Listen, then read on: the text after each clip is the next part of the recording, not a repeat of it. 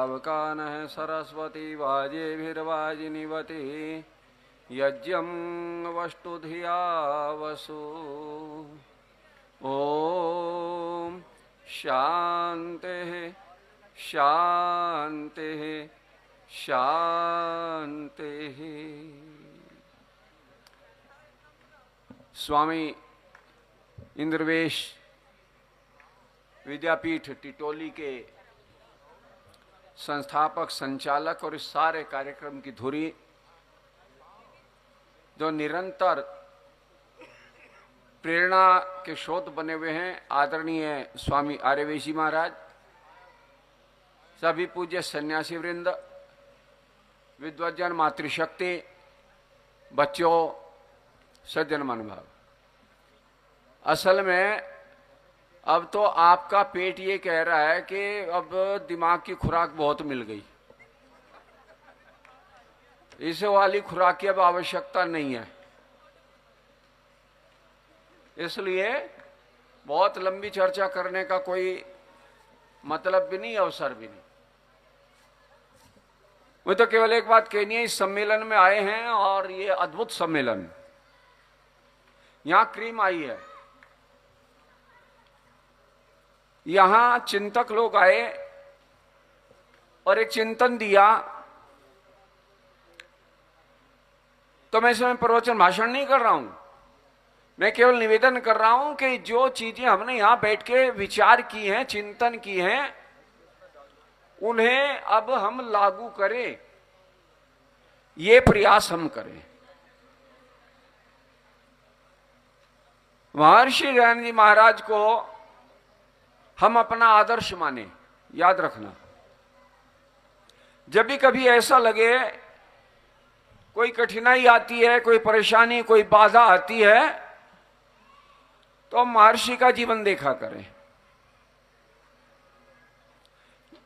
महर्षि दयानंद हमारे लिए एक ऐसा खूंटा है, अगर उससे बंधे रहोगे तो भटकाव नहीं आएगा जीवन में। जीवन में भटकाव आता है जब आप कहीं खूंटे से बंधे हुए नहीं है। और एक बात मैं बहुत व्यवहारिक बता रहा हूं कि बहुत से लोग धीरे धीरे दयानंद के खूंटे से दाएं बाएं होने लगे हैं, और इसलिए कई तरह की अजीब सी कुरीतियां शब्द प्रयोग कर रहा हूं, जो ऋषि ने नहीं लिखा, जो ऋषि नहीं कहते, जो जिसका ऋषि विरोध भी करते हैं, वो चीजें लागू कर दी हैं। इसलिए मुझे इतना निवेदन करना है, स्वाध्याय सबसे पहले ऋषि दयानंद का करें, ऋषि दयानंद के साहित्य का करें।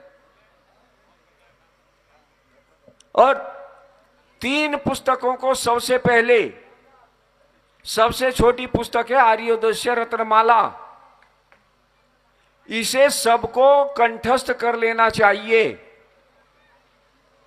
दूसरी पुस्तक है व्यवहार भानु, यदि हमें आर्य समाज का प्रचार करना है तो इस पुस्तक को हमें पढ़ना अनिवार्य है। और तीसरी पुस्तक है ऋग्वेद आदि भाष्य भूमिका। यह पुस्तक आपको वेद के अंदर ले जाने वाली पुस्तक है। जब महर्षि ने भाष्य किया और छपवाते थे तो एक घोषणा की थी कि यदि आपको वेद का भाष्य चाहिए तो आपको ऋग्वेद आदि भाष्य भूमिका लेनी ही पड़ेगी। बिना ऋग्वेद आदि भाष्य भूमिका के आपको भाष्य नहीं मिलेगा, याद रखना। ये कुछ विशेष चीजें हैं। तो जो आर्योदस्य रत्नमाला में है, जो व्यवहार भानु और जो भाष्य भूमिका है, ये आपको पूरी तरह वेद में स्नान करा देंगी।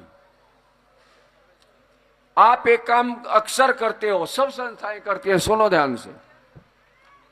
आप आम आदमी को, सबको सत्यार प्रकाश बांटते हो। अपने दिल पे हाथ रख के बताना, जिन्हें आप बांट रहे हो वो पढ़ते भी हैं क्या, सच बताना। आप जो हजारों सत्यार प्रकाश बांटते हो, पढ़ते हैं उन्हें लोग? नहीं पढ़ते, सजा के रख लेते हैं कि वो दार्शनिक ग्रंथ है। सत्यार प्रकाश के लिए अगर आपको तैयार करना है तो मैं 3 पुस्तकें आपको बताई हैं। सबसे पहले, चाहे किसी भी स्तर का व्यक्ति हो, बच्चे हो, युवा हो, स्त्री हो, पुरुष हो, सबसे पहले आर्योद्देश्य रत्नमाला पकड़ा दो। ये छोटी छोटी बातें एक एक दो दो पंक्ति में सारे सिद्धांत दे दिए ऋषि ने। व्यवहार भानु तो स्वयं ऋषि ने लिखा कि इसे छोटे बच्चों से लेकर वृद्ध पर्यंत, और वो कहते सामान्य व्यक्ति से लेकर विद्वानों तक सबके लिए पढ़ने का किया। ऋषि ने स्वयं लिखा व्यवहार भानु के लिए, विद्वानों तक को पढ़ने के लिए कहा। और भाष्य भूमिका वो है कि भाष्य भूमिका पढ़ने के बाद आप वेद में होने लगते हो, और ये जब 3 पढ़ लेंगे तो सत्यार प्रकाश समझ में आएगा। याद रखना।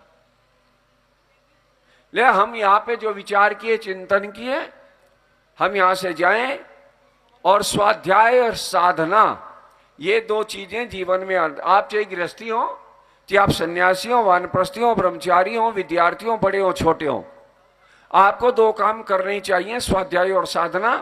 बिना स्वाध्याय और साधना के कभी भी जीवन सफल नहीं हो सकता। ये थोड़ी